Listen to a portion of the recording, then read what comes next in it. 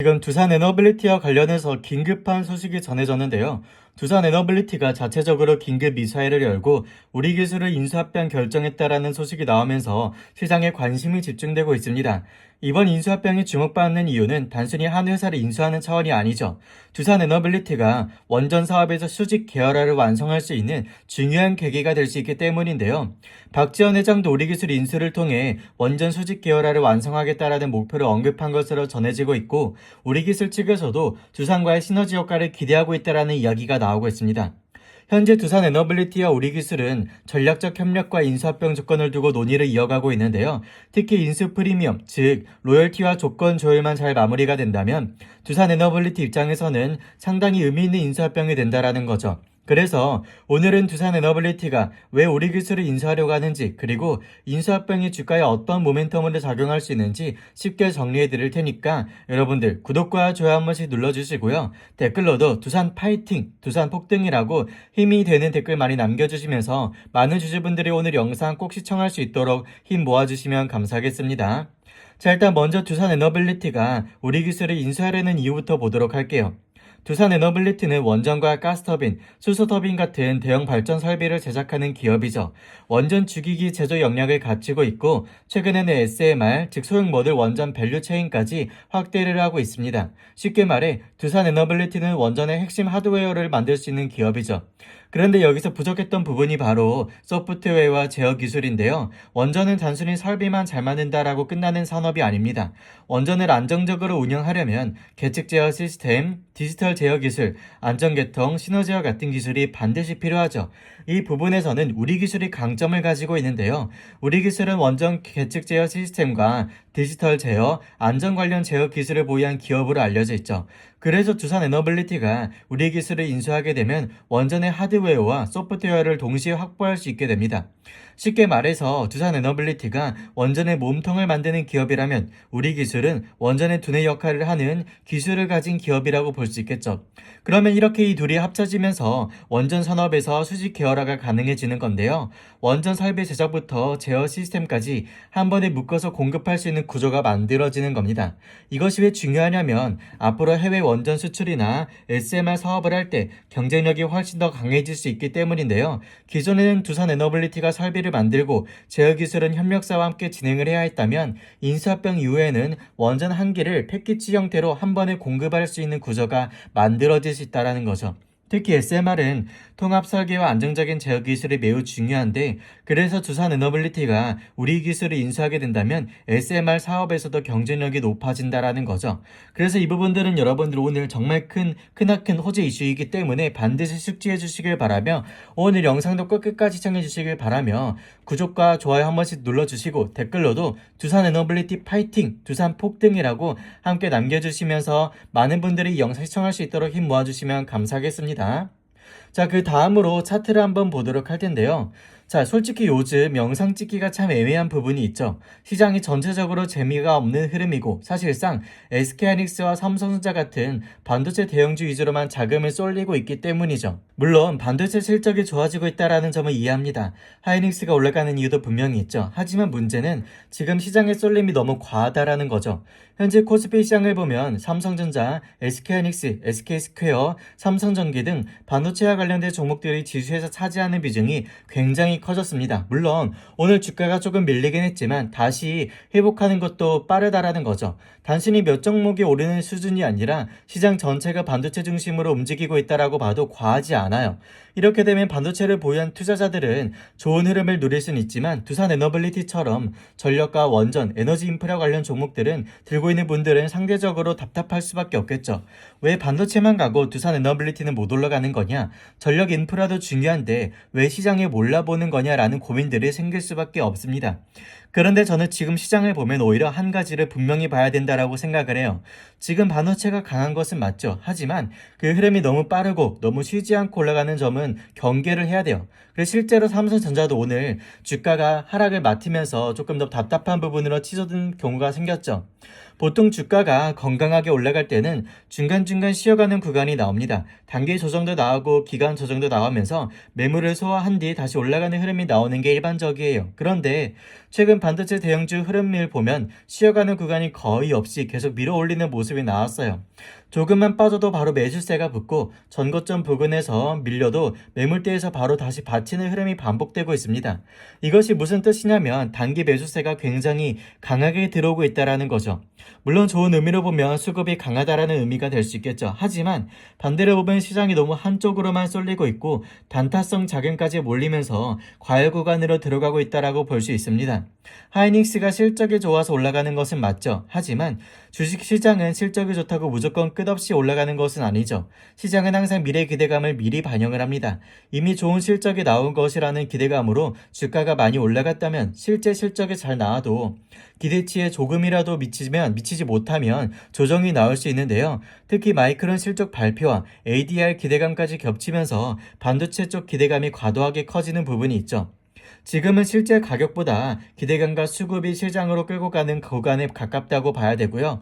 그렇다면 우리가 여기서 무엇을 봐야 되느냐? 바로 두산 에너빌리티 미래 가치가 진짜 끝나느냐 이거죠. 저는 그렇게 보지 않아요. 두산 에너빌리티가 우리 기술 인수합병도 하고 있고 또한 지금 반도체처럼 화려하게 움직이지는 못하지만 이렇게 인수합병과 수직 계열화를 통해서 AI 인프라, 데이터 센터, 전력 수요와 원전 수소 에너지까지 연결해서 나아가고 있기 때문에 정말 중요한 축에 있는 종목입니다. 반도체가 데이터 센터 안에 들어가는 핵심 부품이라면 전력 인프라는 그 데이터 센터를 실제로 돌리기 위해서 반드시 필요한 기반이죠. 아무리 좋은 GPU와 메모리 반도체가 들어간다라고 하더라도 전력이 없으면 데이터 센터는 돌아갈 수가 없습니다. 여기서 반도체와 전력의 인프라의 차이가 있는데요. 반도체는 수요가 빠르게 붙으면 단기적으로 주가가 먼저 움직이죠. 기대감이 빠르게 반영되고 실적 전망이 좋아지면 시장이 즉각적으로 반응을 합니다. 하지만 전력 인프라는 성격이 다르죠. 전력은 오늘 필요하다고 내일 바로 깔 수 있는 산업이 아니다 보니까 발전 설비, 송전망, 원전, 에너지 인프라 구축에는 시간이 꽤 오래 걸려요. 어떤 경우에는 몇 년 단위의 시간이 필요하게 되는데 즉 전력 투자는 한번 시작이 되면 중간에 쉽게 멈출 수 없고 계속 누적적으로 진행될 수밖에 없습니다. 그래서 AI 데이터 센터가 늘어난다면 전력 수요는 반드시 따라오고요. 데이터 센터 확장 속도가 일시적으로 둔화되더라도 이미 시작된 전력 인프라 투자는 쉽게 꺼질 수 없기 때문에 바로 이것이 우리가 두산 에너빌리티를 봐야 되는 핵심 이유입니다. 그런 여러분들 지금 구간에서 너무 겁먹을 필요가 없고 다시 전력 인프라의 중요성은 다시 뛰어오를 수밖에 없는 상황이에요. 그리고 그 과정에서 원전과 발전 설비, 수소 에너지, 전력 기자재 연결되는 두산 에너빌리티 같은 종목들이 다시 관심을 받을 수밖에 없는 종목이기 때문에 지금 구간 절대 포기하지 마시고 두산 에너빌리티가 중요한 지지선을 지켜주는지 그리고 전력 인프라 관련 수급이 다시 들어오는지를 반드시 확인해 주시길 바라며 오늘 영상이 여러분들께 도움이 되셨다면 구독과 좋아요 한 번씩 눌러주시고 댓글로도 두산 파이팅! 두산 폭대기라고 함께 남겨주시면 감사하겠습니다. 자, 마지막으로 영상 끝까지 시청해주신 우리 주주님들을 위해서 제가 따로 준비한 내용이 하나 있습니다. 시장이 크게 흔들렸다가 다시 회복하는 과정에서는 항상 유독 강하게 올라오는 종목들이 존재했죠. 코로나 때도 그랬고요. 러시아, 우크라이나 전쟁 이슈가 터졌을 때도 마찬가지였습니다. 시장 전체가 불안할 때는 대부분의 종목이 같이 흔들리지만 그 이후에 회복 구간으로 들어가면 특정 섹터, 특정 테마, 그리고 특정 종목으로 수급이 강하게 몰리는 경우가 많죠. 그래서 지금 같은 구간에서는 단순히 지수가 회복하느냐 못하느냐만 볼 것이 아니라 어떤 섹터에서 돈이 먼저 들어오는지를 봐야 되겠죠. 그래서 제가 오늘 말씀드리고 싶은 핵심은 바로 로봇 섹터예요. 최근 미국 트럼프 대통령이 미국 로봇 기업들에 대한 투자를 아끼지 않겠다라는 취지의 발언을 하면서 국내 시장에서도 미국 로봇 정책 수혜 테마가 다시 주목을 받기 시작을 했죠. 여기서 중요한 연결점이 바로 CES예요. 로봇 산업은 단순히 국내 기업끼리 경쟁하는 구조가 아니죠. 미국 기업과 협력 관계가 생기거나 MOU 체결 같은 소식이 나올 경우 시장에서는 그 기대감만으로 수급이 빠르게 붙을 수가 있습니다. 실제로 이런 기대감 때문에 로봇주 전반에 한 차례 강한 수급이 몰렸던 적이 있었죠. 그런데 여기서 중요한 건 그 수급이 완전히 사라졌느냐라는 거예요. 저는 아니라고 보고요. 오히려 막연한 기대감에 움직이던 수급이 이제는 실체가 있는 기업 그리고 상대적으로 가볍게 움직일 수 있는 종목으로 이동하고 있다라고 보고 있습니다. 그래서 제가 오늘 준비한 내용은 로봇 섹터 안에서도 유통 물량이 많지 않은 이른바 바로 로봇 품절주 성격을 가진 종목입니다. 이 종목은 이미 일정 기간 매집 흐름이 있었고 최근 바닥권에서 약 30%대 반등이 나온 상황입니다. 유통 비율도 40%대 수준이 알려져 있어서 시장이 관심이 붙었을 때 상대적으로 강하게 움직일 수 있는 구조를 가지고 있죠. 많은 분들이 그러면 이렇게 생각을 하실 수가 있어요. 개인들이 많이 들고 있으면 오히려 못 가는 거 아니냐고요. 그런데 꼭 그렇지는 않고요. 오히려 개인 투자자들의 물량이 많이 잠겨 있지 않고 시장에 나오는 물량이 제한적인 경우에는 수급이 붙었을 때 비교적 짧은 기간 안에 강한 변동성이 나올 가능성이 있습니다. 물론 이런 무조건 오른다라는 뜻이 아니에요. 다만 종목의 유통 구조와 섹터의 모멘텀을 함께 봤을 때 시장에서 한번 관심을 받으면 움직임이 빠르게 올라갈 수 있다라는 거예요. 그래서 우리 주주님들께서는 구독과 좋아요 한 번씩 눌러주시고 제가 말씀드리는 흐름을 확인해 보시면 좋겠습니다. 이 내용까지 같이 보고 마무리하실 텐데요. 제가 오늘 준비한 히든 종목은 바로 로봇 품절주예요. 이 종목은 로봇 섹터 안에서도 유통 물량이 제한적인 편이고 일정 기간 동안 수급이 쌓였던 흔적이 있습니다. 시장에서는 아직 크게 주목을 받지 못하고 있지만 로봇 섹터가 다시 시장의 중심으로 들어오게 된다면 충분히 관심을 받을 수밖에 없는 위치에 있죠. 특히 최근 글로벌 로봇 산업 흐름을 보면 미국이 로봇 산업에 적극적으로 투자하려는 움직임을 보이고 있죠.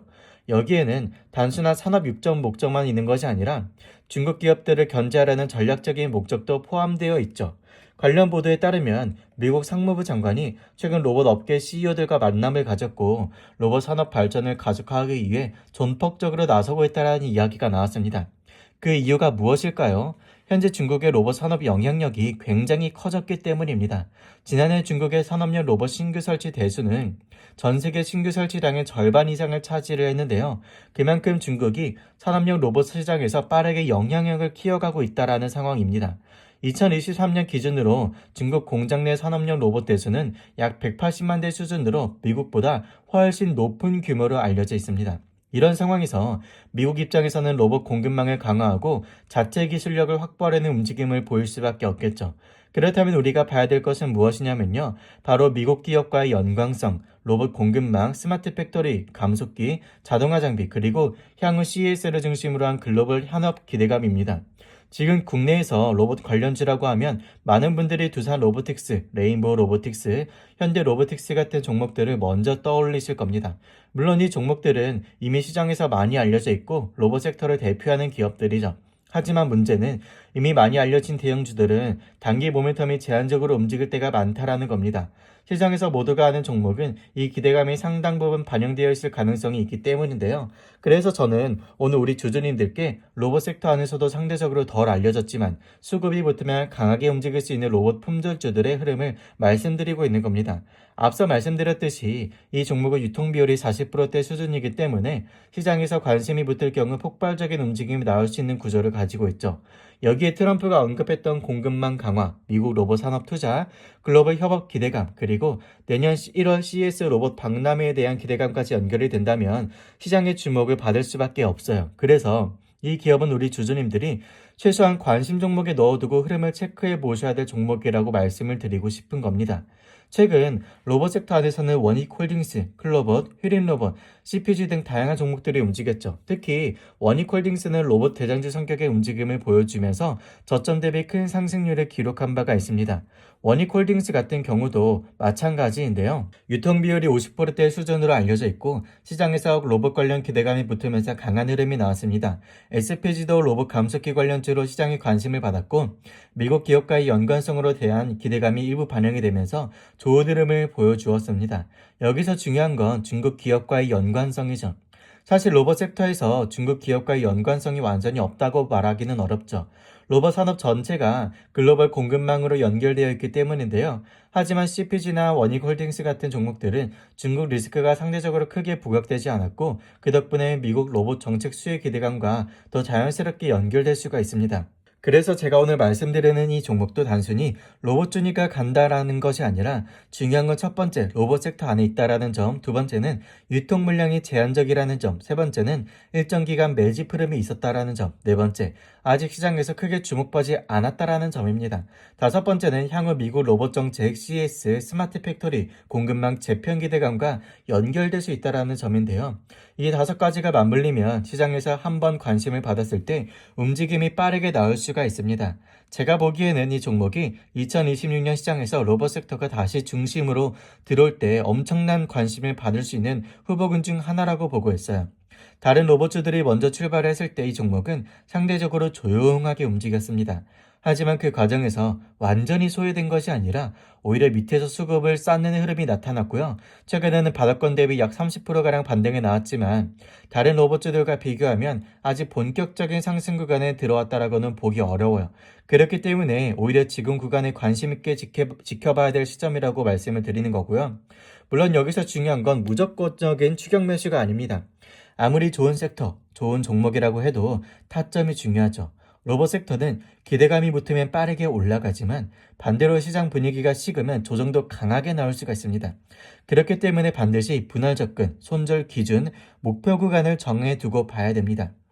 하지만 큰 흐름에서 보면은 이번 대장 섹터 중 하나는 로봇이 될 가능성이 높죠. AI가 성장을 하면 결국 현실 산업과 연결되는 분야가 필요합니다. 그 연결점의 스마트 팩토리, 자동화, 산업용 로봇, 휴머노이드 로봇이죠. 결국 AI가 머리라면 로봇은 손과 발 역할을 하게 되는 거죠. 그래서 로봇 섹터는 단기 테마로 끝나는 것이 아니라 중장기 산업 변화로 연결이 되기 때문에 여러분들이 이 모든 것들을 맞물리면서 함께 대응해 나가 주셔야 됩니다. 이런 흐름이 로봇 섹터에 다시 한번 강하게 모멘텀을 줄 경우 여러분들은 그 부분들을 절대 지나치시면 안 되고요. 이미 많이 오른 종목만 바라볼 것이 아니라 아직 시장에 덜 주목을 받았지만 구조적으로 움직일 수밖에 없는 종목들을 받아야 돼요. 그래서 제가 말씀드리는 이 종목은 그런 관점에서 준비한 로봇 품절주고요. 유통 비율이 매우 낮고 매집 흐름에 있지만 이제 막 반등이 시작된 종목이죠. 이 종목을 받아가 보고 싶으신 분들은 지금 나와 있는 번호로 히든이라고 딱 두 글자 남겨주시면 제가 준비한 종목명과 함께 확인해야 될 구간 그리고 대응 포인트들을 정리해 드리도록 하겠습니다. 다시 한번 말씀을 드리지만 이 내용은 투자 판단을 돕기 위한 참고 자료고요. 실제 매수와 매도는 반드시 본인의 기준과 책임하에 결정을 해 주셔야 되겠죠. 하지만 최대한 여러분들의 수익을 보실 수 있도록 안내해서 들어보도록 할 테니까 여러분들은 꼭 함께 따라와 주시면서 수익을 극대화하시고 손실은 최소화할 수 있도록 대응 전략들을 시나리오를 짜 나가 주셔야 됩니다. 아시겠죠? 이 종목이 어떤 건지 여러분들 받아가 보고 싶으신 분들은 지금 화면에 보이는 번호로 히든이라고 문자 남겨주시면은 바로 빠르게 문자로 안내해 드리거나 소통방에 들어오신 분들은 공지로 안내해 드리도록 하겠습니다. 그런 여러분들 바로 화면에 나오는 번호로 꼭 히든이라고 문자 보내주시고요. 구독과 좋아요 버튼 한 번씩 눌러주시면서 이 종목들 받아가 주시면 좋겠습니다.